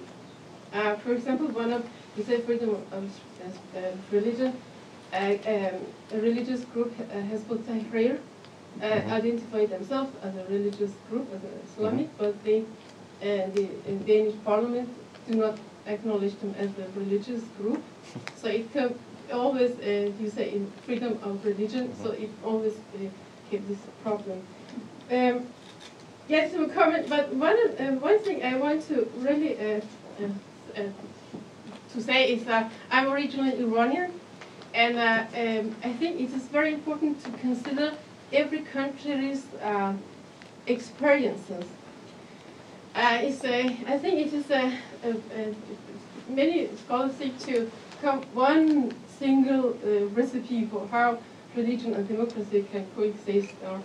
In Iran, if you say Islamic democracy is not popular because Islamic democracy for many Iranians has been failed, is identified with the Islamic Republic of Iran.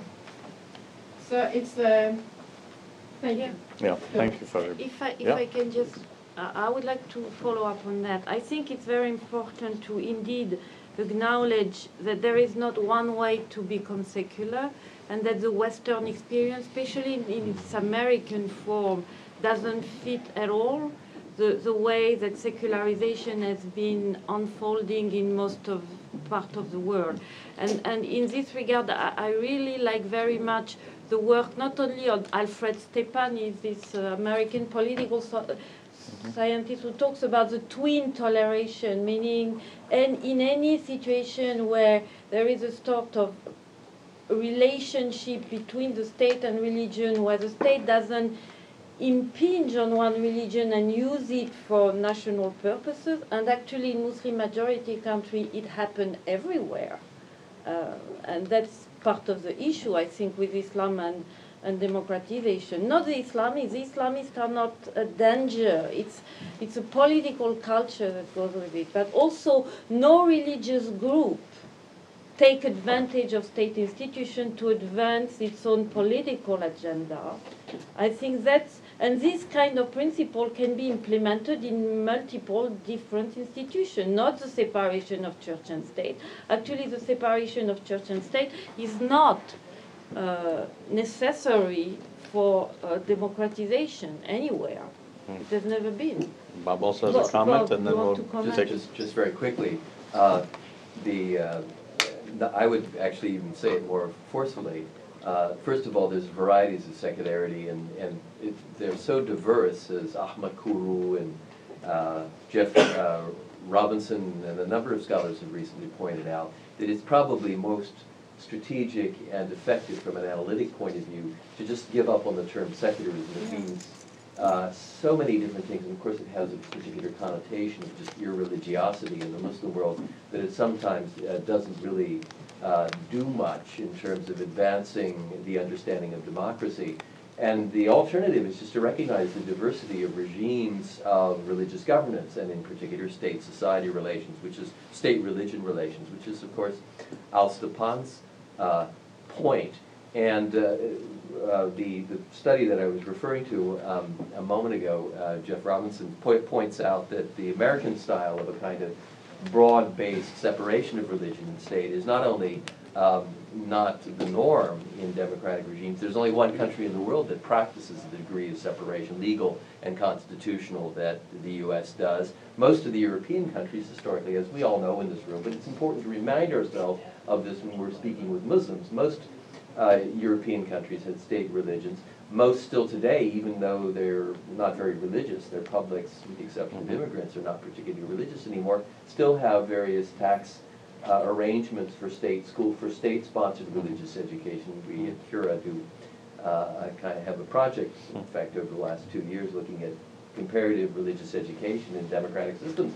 It's an enormous variety. So secularism is not only not a precondition, it's rather, in its conventional American understanding, rather uncommon and unnecessary. I would say that it's now a given for scholars, but it's still very strong in the way that the evaluation, especially the political evaluation of all these countries may. I mean, we cannot keep thinking of, you know, the separation as the norm that should be implemented everywhere.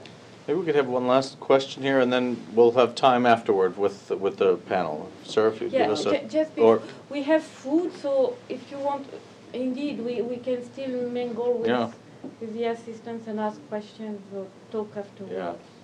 You want to give us our last one, and then we'll have more informal questions? Just a really short. I'm just curious about why the woman professor in Turkey was arrested. Because I think the answer may actually speak volumes. Say something about the democratic processes in Turkey. I don't know that. She was having. She was accused of having links to a terrorist, to PKK, the terrorist organization, or most correctly, KCK, which is a political wing of PKK, but it's the gravity of the accusation is there, but the evidence, the lack of due process, and so on are the aspects that concern most people now today, and it has nothing to do with religion. Well, maybe there is all this talk about certain movements within the police and the prosecution who really want to go after anyone and anybody who's against them. There is maybe that aspect to it. But she wasn't given due process. No. Yeah. Jocelyne, do you want more questions, or should we break? Okay, I think I take one more. Yep. Okay, Go ahead, more, sir. and then we break. Thank you. But one short. One of two. What's the potential role that the Barcelona initiative can have regarding the Mediterranean Rim, notwithstanding the European crisis? What's the Barcelona initiative? What's the Barcelona initiative? The creation of a zone of economic development between EU and the Mediterranean Rim. Thank you.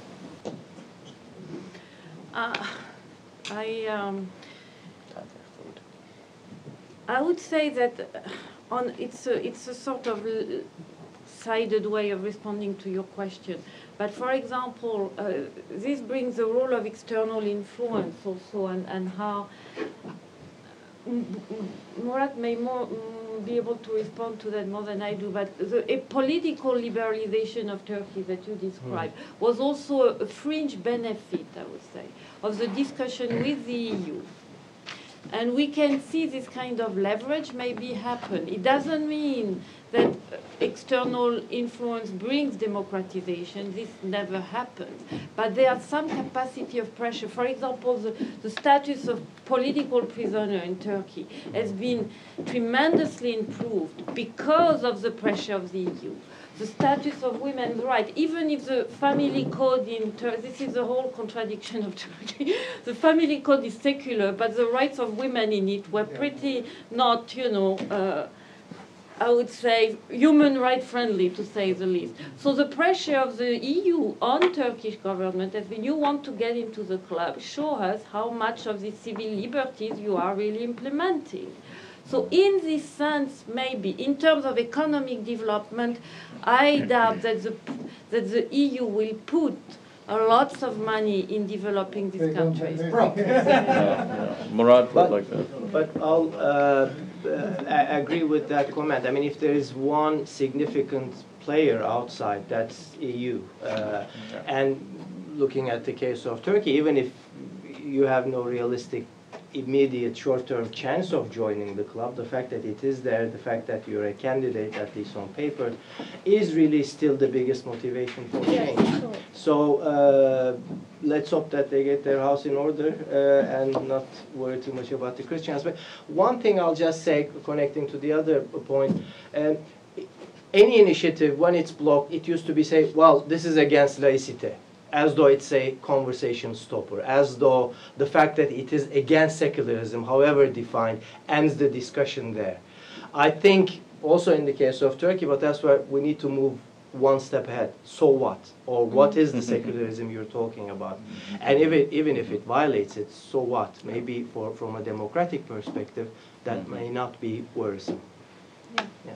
Good with that. So thank you very much. You are welcome to stay around and have some refreshment.